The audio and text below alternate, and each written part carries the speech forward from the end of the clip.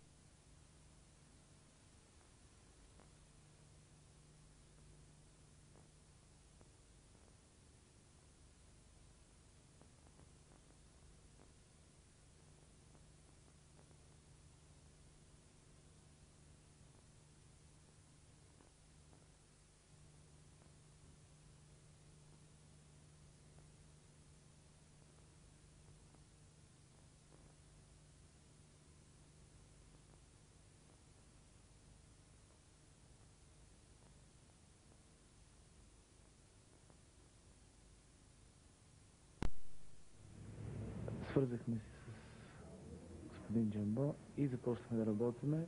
От този момент нататък започнаха и контактите с западните страни, които помогнаха, за да стигне в България до това ниво, което не е. България дори е една от водещите страни в Европа в Айкидо в момента.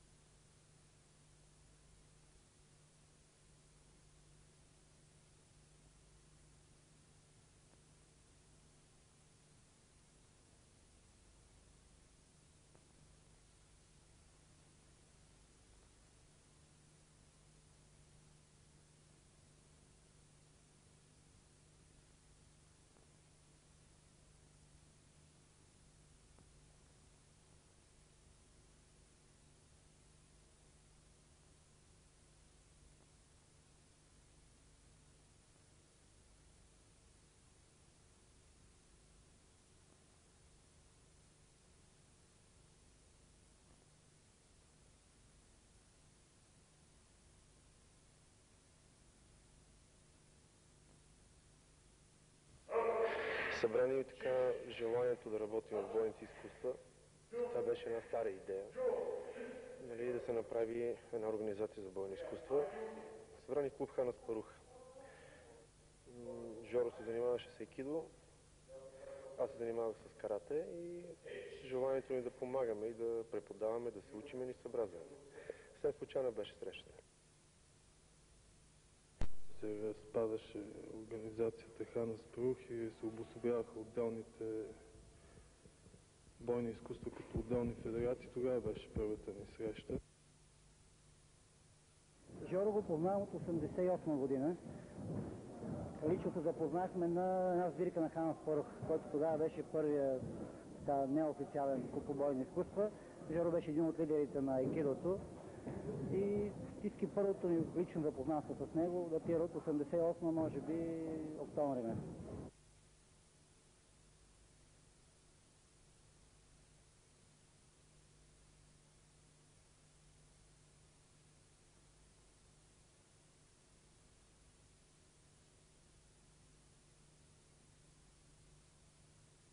фактически първото ми лично запознанство с него датира от 88, може би октомври месец.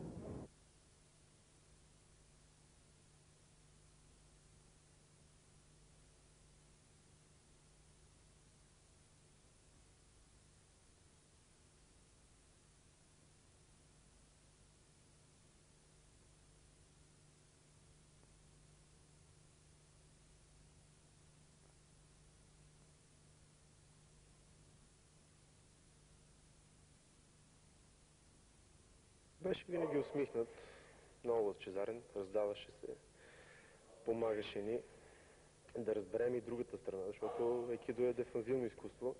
Така сега викаше, елата да се търкунеме по един път да видите, нали, какво е айкидо. Винаги след тренировки се събирахме в една сладкарница инструкторите, някои от учениците. И тогава обикновено винаги се раждаха интересни разговори относно философията, относно методите на тренировка. Той беше винаги усмихнат и приемаше всичко с усмивка. Някой може да му викне, да го види, той махне с ръка и беше усмихнат.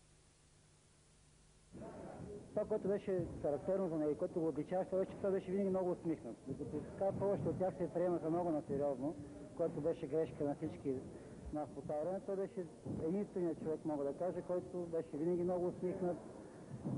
Може да се каже, че ако усмивката е критерий за това дали приемаш нещата нормално и спокойно, той беше така, един от най-големите майстори в бойните изкуства, не говоря само за айкидо. Жоро преподаваше формите на айкидо с много голяма лекота и с една непрестанна усмивка. Значи Жоро влизаше с усмивката във всяко джувадза. Джувадза това е динамичен вариант на постоянни атаки и техники на айкидо. Беше усмихнат почти през цялото време на практикуването. В един момент падаше една атмосфера на някаква доброта, на добронамерност, отколкото на желание за да смажеш и да убиеш някой. Това беше много странно впечатление. Просто за първи път видиш нещо, което работи за нещо добро, а не за нещо да разруши.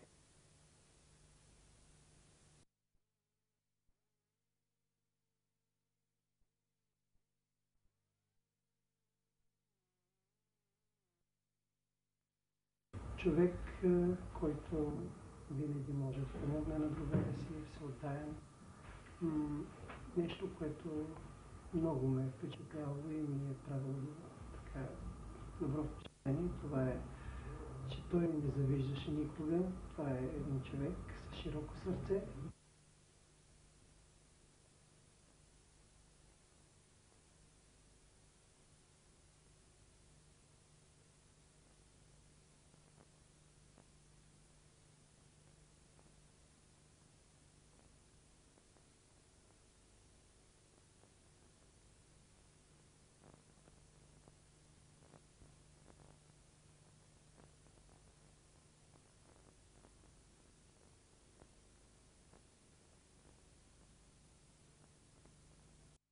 Така динамично е.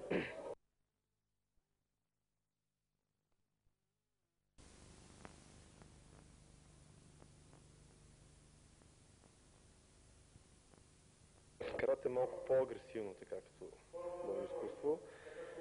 По-така динамично е. Даже се случва да поставя под съмнение, нали, още повече той физически така не беше, нали, много висок човек, не беше много физически нали, здрав. И един ден работихме заедно с него в една зала, Диана Бат. И викам, бе, нещо не може, викам така, да не съм убеден в това, което, нали. Искам да го видя на живо, да ни го покажеш. Даде ни там по една пръчка. Викам и удрите. Удрихме нищото. На уше, на врат, на каквото можахме, падахме, но фактически се убедих, че наистина това, което се прави е истинско, наистина е добро. Обсъждахме разликите и приликите в че наистина това, което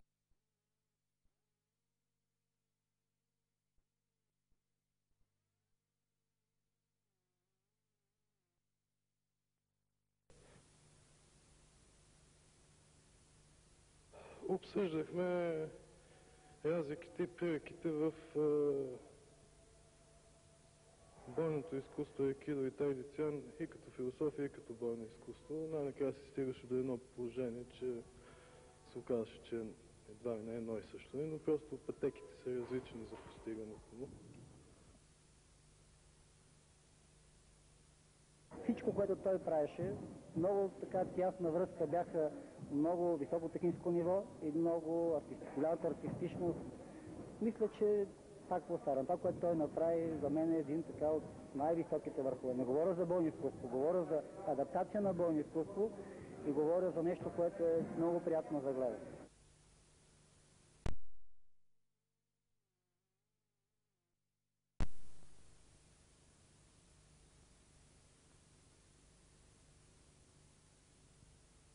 Вече се говори за български начин на преподаване, българска методика за преподаване в айкидо, тъй като в самия, тъй като аз съм хореограф в български танци и нямахме определена методика на работа, аз съм използвал методиката на преподаване в българските танци. По какъв начин се преподава български танци, така и преподавах айкидо и в момента по този начин.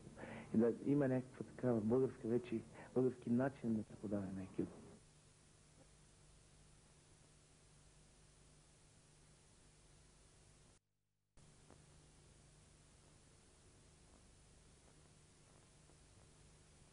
Това, което е неговия принос в айкидо, не само в айкидобойните изкуства в България, това е, че той беше първият човек, който направи айкидото достъпно.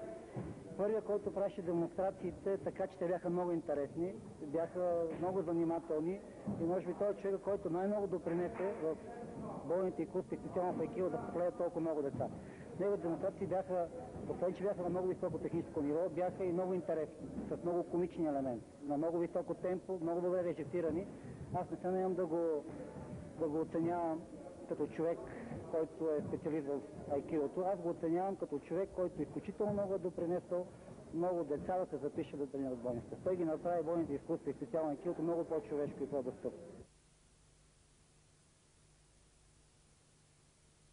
Той успя много неща да направи за айкидо и съм така щастлив, че успя да осъществи една част от идеите си, нали, мечтата си да има едно наистина голямо айкидо в България.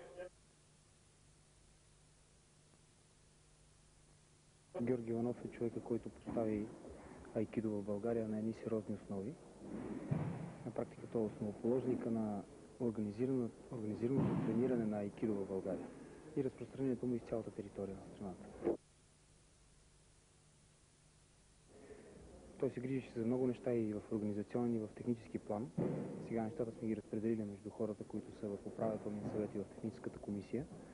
И поне се надяваме да върват, ако не по-добре, поне както преди. Федерацията се разраства все повече.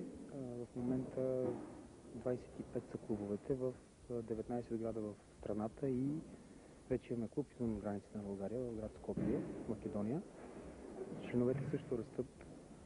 Понякога хората направо изпитват трудности с материалната база, не достигат зали. И така, перспективата е много обнадеждаваща, толкова обнадеждаваща, че чак не смея да се надявам на това, което виждам, че се изгражда. Жоро винаги обичаше да сме заедно и неговата мечта беше да създаде една сериозна организация за айкидо, която да развива айкидо в България, да помага за доброто. Ние следваме неговия път вече една година. Махаме трудностите си. Това, което е здраво, гледаме да го запазим и да го съхраним и да доразвием нещата. С така лека завист мога да кажа, че федерацията изключително много доразви това, което направи Жоро.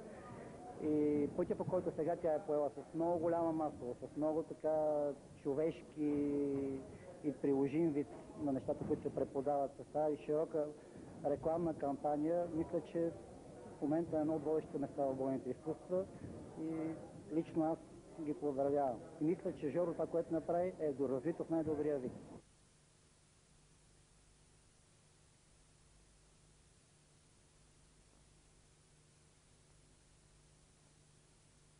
Всичките тук, които сме били негови ученици, аз съм сигурен, че ще го запомнят цели.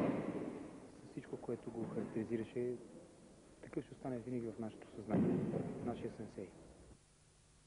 Георги Иванов в тях, на всичките негови ученици. И той живее в тях, живее в нас. Тия, които го познавахме, тия, които го изпратихме в последния му път.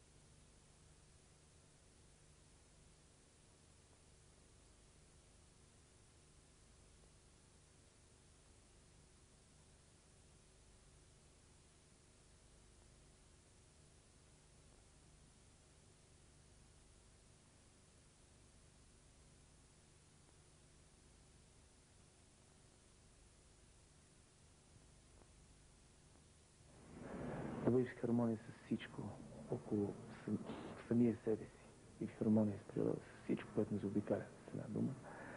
Просто това бойното изкуство иска много голямо търпение, тъй като навлизането в айкидо е един много, много продължителен процес. Но тук не се говори за една-две години, просто се говори за цял живот. В това време, което въобще не е леко и много от хората са се озлобили, да стремят да бъдат в хармония всички останали около себе си. Това е моето желание.